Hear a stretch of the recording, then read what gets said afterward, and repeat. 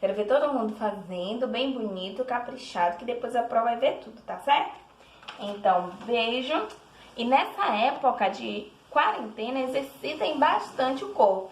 O nosso corpo, para ele ser bem saudável e forte, ele precisa estar bem ativo. Então, se alimentem bem, comam direitinho muitas frutas, legumes e exercitem o corpo, brinquem muito em casa.